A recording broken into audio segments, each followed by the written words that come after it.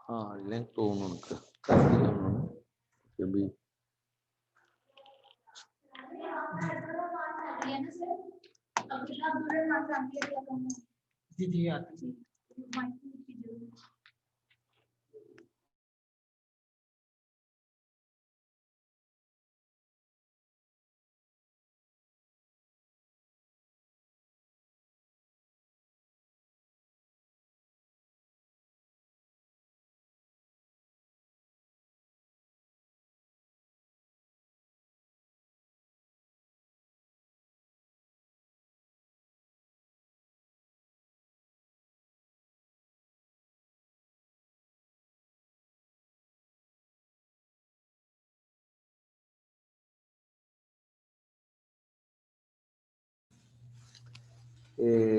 एक कहानी दूध में पानी,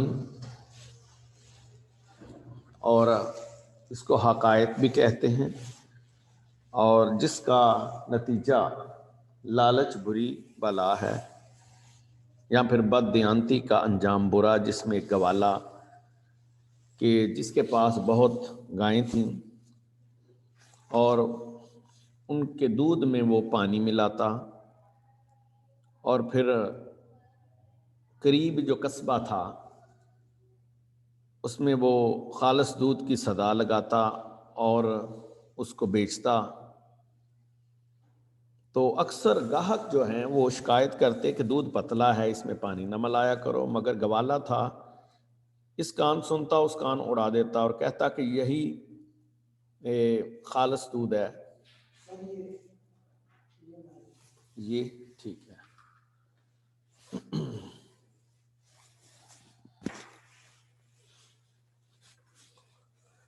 मैं पानी मिलाने वाला कौन हूँ।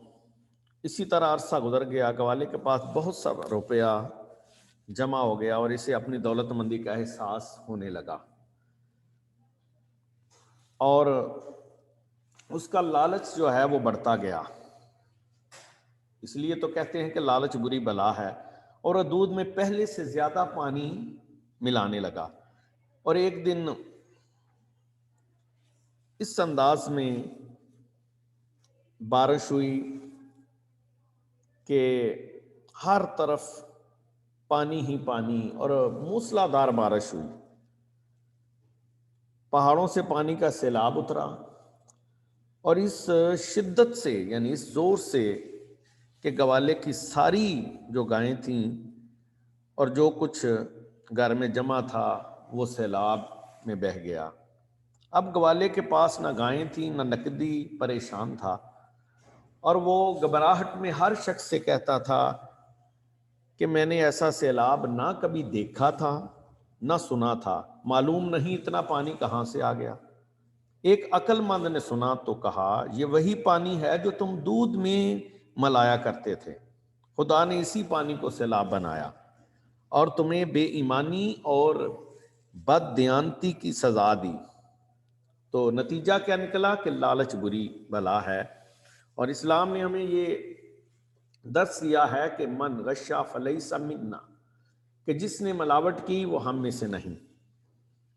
मिलावट किसी भी खाने पीने की अशिया में आप देखें कि यहाँ बच्चों की जो खाने पीने की चीज़ें होती हैं वो भी 2 नंबर की, और उसमें भी मिलावट होती है, और बेशुमार ऐसी चीज़ें हैं खाने पीने की जिसमें मिलावट होती है, और हम उसको खालस बताकर और कई गुना नफ़ा कमाते हैं। तो एक हमारा दोस्त जर्मन में गया, तो वहाँ उसने मेडिसिन लेनी थी, اور اس نے کہا کہ یار یہ 1 نمبر میڈیسن ذرا لانا. تو دوسرے دوست نے کہا کہ بھئی ایسا جملہ آئندہ نہ کہنا کہ یہ ادھر 1 نمبر چیز ہوتی ہے، 2 نمبر چیز کا کنسیپٹ ہی نہیں. بہرحال یہ اس سے ہمیں سبق ملتا ہے کہ ہم کسی بھی چیز میں ملاوٹ نہ کریں، اور اس کو یعنی اچھی بتا کر اور اندر سے اس میں چیزیں ملاوٹ کر کے اور دگنا اور کئی گنا نفع کما کر اس کا انجام برا ہوتا ہے. جس طرح گوالے کا انجام ہوا اور اس کی ساری جو بھینسیں تھیں، گائیں تھیں، وہ بھی پانی کی نظر ہو گئیں اور اس کے ہاتھ کچھ نہیں بچا، اور اس کا اعتماد جو بنا تھا وہ بھی ختم ہو گیا. اب یہ جو ہے یہ 5 نمبر کا سوال ہے، جو سوال نمبر 8 ہے امتحانی نقطہ نظر سے، کہ جس میں ایک کہانی ہوتی ہے اور اس میں چوائس ہوتی ہے کہ یا آپ کہانی کریں یا مکالمہ. تو کہانی اس لیے کہ آپ اچھے طریقے سے آپ لکھ سکیں گے، تفصیل کے ساتھ لکھ سکیں گے، اور مفہوم اسی مضمون کے ارد گرد ہو تاکہ اس میں کوئی کمی بیشی نہ ہو.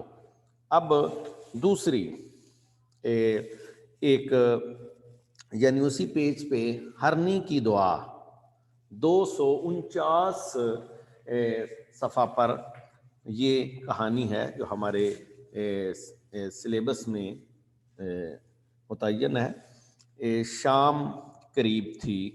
اب اس میں جو اس کا نتیجہ ہے وہ نیکی کبھی رائے گا نہیں جاتی، اور اس سبق اور اس کہانی اور حقائق کو پڑھنے سے پہلے ایک بات نوٹ کر لیں کہ خواہ نیکی چھوٹی ہو اس کو چھوٹی نہ سمجھیں، اللہ کے ہاں اس کا بڑا اجر ہوتا ہے. اللہ کے ہاں بڑا اجر ہوتا ہے. خواہ وہ راستے میں کسی پتھر یا کنکر کو بھی آپ اٹھا کے سائڈ پہ کر دیتے ہیں تو اللہ اس کا بھی اجر دیتا ہے. خواہ ملتے وقت آپ مسکراتے ہیں اور بڑے پرتپاک انداز سے ملتے ہیں تو اللہ اس کا بھی اس کو اجر عطا کرتے ہیں. اس لیے ہم چھوٹی چھوٹی نیکیاں اور چھوٹے چھوٹے اجر سے ہم محروم ہو جاتے ہیں. اللہ کے ہاں وہ اس کا بہت ہی بڑا جو ہے وہ اس کا اجر کی صورت میں، ثواب کی صورت میں نعم البدل ملے گا. تو یہاں جو ہے اسلام نے انسانوں کے علاوہ جانوروں کے ساتھ، چرند پرند کے ساتھ جو ہے اچھا سلوک کرنے کی تلقین کی ہے. آج دوسرے لوگ جو آپ کو سوشل میڈیا پہ نظر آئیں گے، دوسرے مذاہب والے، کہ وہ بلیوں سے پیار کرتے نظر آئیں گے، پانی میں ڈوبتے ہوئے بچاتے نظر آئیں گے، اور لیکن ان کی جو اصل تصویر اور ان کا بھیانک ناک چہرہ وہ ہوتا ہے کہ جب جانوروں کو جس انداز سے وہ مارتے ہیں، گرم پانی میں اس کو جو ہے وہ تڑپاتے ہیں اور ان کے سروں پر لوہے کے راڈ مار کے اس کو ہلاک کرتے ہیں اور پھر وہی وہ کھاتے ہیں، اور جو بے شمار بیماریوں کا موجب بنتا ہے. تو اسلام نے چیونٹیوں کے بلوں تک جو ہے اس کے ساتھ بھی اس انداز میں طریقہ اپنایا کہ ان کو آگ نہیں لگانا اور ان کو بھی تانگ نہیں کرنا، اور جو یہ چرند پرند ہیں ان کے ساتھ بھی اچھا سلوک کرنا ہے، اور اس کا بڑا مقام ہے. تو یہ کہانی بھی اس کے گرد گھوم رہی ہے کہ شام قریب تھی، سبکتگین اپنے فرائض سے فارغ ہوا. یہ ایک غزنی شہر ہے افغانستان میں، اور وہاں یہ بڑا مشہور علاقہ، اور اس میں یہ بہت بڑا حکمت قدہ تھا، علم قدہ تھا، جس میں حضرت علی بن عثمان الحجویری وہ بھی غزنی شہر کے تھے، حضرت داتا علی حجویری، اور حضرت محمود غزنوی وہ بھی غزنی شہر کا تھا. تو یہ ایک بہت بڑا سردار تھا ایک قبیلے کا، اس کا نام تھا سبکتگین. تو وہ سبکتگین نے ایک ہرنی کے بچے پر رحم کیا تو اس کو کیا مقام ملا. تو یہ کہانی یہ پیغام دے رہی ہے کہ ہم جانوروں کے ساتھ بھی اچھا سلوک کریں، جو کہ اسلام نے ہمیں کہا ہے. سبکتگین اپنے فرائض سے فارغ ہوا، گھوڑے کو لگام دی اور اچک کر سوار ہو گیا، اور اس کو یعنی پھاند کر کود کر جب سوار ہوا، شہر سے نکلا، جنگل کی ٹھنڈی ہوا لگی، دماغ تازہ ہوا، گھوڑے کو ایڑی لگائی اور جنگل میں داخل ہو گیا. ہر طرف گھوڑا دوڑایا مگر کوئی شکار نظر نہ آیا. مغرب کی طرف دیکھا تو سورج کو غروب ہوتے پایا. فوراً شہر کی طرف بھاگ موڑی، یعنی اس کی لگام جو ہے وہ گھوڑے کی اس کو موڑا اور آہستہ آہستہ جنگل کو طے کرنے لگا. ناگہا سبکتگین کی نظر ایک ہرنی پہ پڑی. اچانک اس کی نظر ایک ہرنی پہ پڑی جو اپنے چھوٹے سے بچے کو کھلا رہی تھی. شکاری جب شکار کو دیکھ لیتا ہے تو صبر اس سے رخصت ہو جاتا ہے. سبکتگین نے گھوڑے کو اشارہ کیا، وہ صدایا ہوا تھا. صدایا ہوا جانور اپنے مالک کے اشارے پر اچھلا اور ہرنی کی طرف چل پڑا. ہرنی نے شکاری کو دیکھا تو بچے کو ساتھ لے کر بھاگی. خود تو بھاگ گئی مگر بچہ وہیں رہ گیا. وہ زیادہ دیر یعنی نہیں چل سکتا تھا، ٹانگیں اس کی کمزور تھیں اور عمر بھی اس کی تھوڑی تھی. سبکتگین نے سوچا خالی ہاتھ جانے سے بہتر ہے اس بچے کو پکڑ لیا جائے. چنانچہ وہ گھوڑے سے نیچے اترا، بچے کو پکڑا، اس کی ٹانگیں باندھی اور گھوڑے پر رکھ کر سوار ہو گیا. گھوڑا شہر کے قریب آن پہنچا. سبکتگین کو ایک سوگوار سی آواز سنائی دی. سوگوار بڑی غمناک اور بڑی ہی غم زدہ انداز میں دکھ بری آواز سنائی دی. اس نے پیچھے مڑ کے دیکھا، ہرنی اپنے بچے کے لیے اس کے پیچھے پیچھے آ رہی تھی. ماں کی یہ محبت اور مامتا دیکھ کر سبکتگین کا دل پسیجا، دل نرم پڑ گیا اور بڑا اثر ہوا اس کے دل پر. شاید اسے اپنی ماں سے بچھڑنے کا وقت یاد آ گیا. اس نے گھوڑا روکا، ہرنی کے بچے کی ٹانگیں کھولیں اور اسے زمین پہ ڈال دیا. بچہ دوڑا اور اپنی ماں سے جا ملا. ماں اسے چاٹ رہی تھی، پیار کر رہی تھی اور کبھی کبھی سبکتگین کی طرف دیکھ کر آسمان کی طرف منہ اٹھاتی جیسے دعا مانگ رہی ہو. سبکتگین نے کچھ دیر یہ نظارہ دیکھا، پھر اندھیرے کو ہر طرف سے بڑھتے پایا. سورج کبھی کا غائب ہو چکا تھا. اس نے گھوڑے کی باگ اٹھائی اور جلد ہی شہر میں داخل ہو گیا اور اپنے گھر پہنچ گیا. رات نے پر پھیلا دیے، سارا شہر اندھیرے میں ڈوب گیا. دن بھر کا تھکا ہارا سبکتگین بھی اپنے بستر پر نیند کے مزے لے رہا تھا کہ ایک بزرگ آئے. سبکتگین کو دیکھا، اب وہ سویا، رات کو قسمت کا ستارہ چمکا. وہ خواب میں آئے، سبکتگین کو دیکھا، السلام علیکم کہا اور بتایا سبکتگین ہرنی کی دعا قبول ہو گئی. اب تو اور تیری اولاد ایک مدت تک غزنی پر حکومت کرے گی. اور دیکھیں کہ وہ بزرگ جو خواب میں آئے وہ نورانی بزرگ، اور اس نے کہا کہ تو نے ایک جانور پر رحم کیا ہے. رب کائنات نے تم کو یہ مقام عطا کیا کہ پہلے تو ایک معمولی قبیلے کا سردار تھا، اب پوری غزنی علاقے کی حکومت تمہیں سونپ دی گئی. بزرگ یہ خوشخبری سنا کر چلا گیا تو سبکتگین کی آنکھ کھل گئی. خواب کے واقعے پر غور کیا مگر کچھ سمجھ میں نہ آیا. وہ اس خواب کو بھول جانا چاہتا تھا مگر بھول نہ سکا. آخر وہ دن آ گیا کہ البتگین، وہ حاکم تھا پہلے غزنی شہر کا، اور غزنی شہر جو ہے افغانستان کے اندر ایک علاقہ ہے جو میں نے پہلے بتایا کہ بڑا وہ علم قدا وہ علاقہ تھا جس میں بڑے بڑے نامور مجاہدین، بڑے بڑے نامور اولیاء اور علماء وہاں سے فیض حاصل کرتے رہے، اور ان کی قیام گاہ تھا، اور سبکتگین سر پر تاج رکھ کر غزنی کا بادشاہ بن گیا۔ تو نتیجہ کیا نکلا کہ نیکی کبھی رائے گا نہیں جاتی۔ کوئی بھی نیکی انسان کرے، خواہ چھوٹی ہو، لیکن وہ اس کو چھوٹی نہ سمجھے، اللہ اس کا بڑا اجر عطا کرتا ہے۔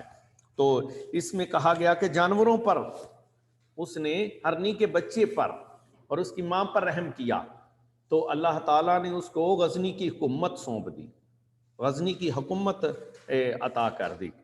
تو اس لیے یہ ہمیں تعلیمات ملتی ہیں، یہ یعنی اسلام سے ہمیں یہ اصول ملتے ہیں کہ حضرت مصعب بن عمیر رضی اللہ تعالیٰ عنہ آپ کسی جنگی مہم میں تھے، ایک جنگی مہم میں وہاں شریک تھے، تو وہاں آپ نے کیمپ لگایا ہوا تھا۔ بعد میں جب رخصت ہوئے تو کہا کہ یہ کیمپ اکھاڑ دو اور واپس ہم نے مدینہ پاک جانا ہے۔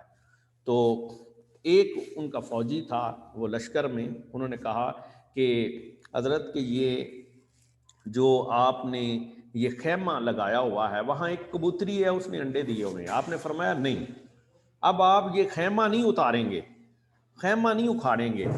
اور کیوں؟ اگر ہم نے یہ خیمہ اکھاڑا تو وہ کبوتری جو ہے وہ بے گھر ہو جائے گی، یہ اس کے بچے جو ہیں وہ بے گھر ہو جائیں گے۔ تو یہ تعلیمات کس نے دی؟ یہ نبی پاک صلی اللہ علیہ وسلم نے دی، اسلام نے دی، قرآن نے دی، کہ آپ نے چرند پرند کے ساتھ بھی اچھا سلوک کرنا ہے، جانوروں کے ساتھ بھی اچھا سلوک کرنا ہے۔ یہ سبکتگین جس نے ہرنی پر رحم کیا تو اللہ تعالیٰ نے اس کو اتنا مقام عطا کیا۔ آج یورپ کا ایک چہرہ یہ ہے کہ وہ سوشل میڈیا پر دکھاتے ہیں کہ وہ بلیوں کے ساتھ اچھا سلوک کر رہے ہیں، کتوں کے ساتھ اچھا سلوک کر رہے ہیں، اور انسانوں کے گھر اجاڑ رہے ہیں، انسانوں پر بمباری کر رہے ہیں، وہ کبھی کشمیر پر، کبھی فلسطین پر، کبھی برما میں۔ اور یہ جتنے بھی مذاہب دیکھیں، ان سے پوچھا جائے کہ آپ کے مذہب کا ترہ امتیاز کیا ہے، تو وہ کہیں گے کہ انسانوں کے ساتھ اچھا سلوک کرنا۔ بدھ مت کہیں گے ہم تو جانوروں کے ساتھ بھی بڑا پیار کرتے ہیں، اور وہ جانور نہیں کھاتے، یعنی ان کا گوشت، لیکن وہ انسانوں پر کتنا انہوں نے ظلم کیا۔ برما پر ہندو جیسے ملتے ہیں، وہ کہتے ہیں ہم جھک کر ملتے ہیں، ہم اتنی قدر کرتے ہیں، مگر کشمیر پر اور خود ہندوستان میں مسلمانوں پر ظلم و ستم کا بازار گرم کر رکھا ہے۔ عیسائی کہتے ہیں کہ ہم دنیا میں امن کا پیغام دیتے ہیں، لیکن ان کا اصل چہرہ آپ نے دیکھا کہ وہ بے شمار ممالک میں مسلمانوں پر ان کی جو زمین ہے وہ تنگ کر دی گئی۔ مطلب یہ ہوا، مفہوم یہ ہوا کہ اسلام ہمیں صرف درس دیتا ہے کہ انسانوں کے ساتھ ساتھ جانوروں پر بھی رحم کرو، اور تمہاری یہ نیکی، یہ حقیر نیکی نہیں ہوگی، بلکہ اللہ تعالیٰ کے نزدیک یہ بہت بڑا اجر اور ثواب کا آپ کے لیے موجب بنے گا۔ تو یہ بیٹے دو یہ حکایات یا کہانیاں، یہ ایک دودھ میں پانی اور ایک ہرنی کی دعا، یہ آپ نوٹ کریں، اور اس کو آپ نے ایک آپ لکھ لیں اور دونوں کو آپ لرن کر لیں۔ والسلام۔ اور کوئی سوال؟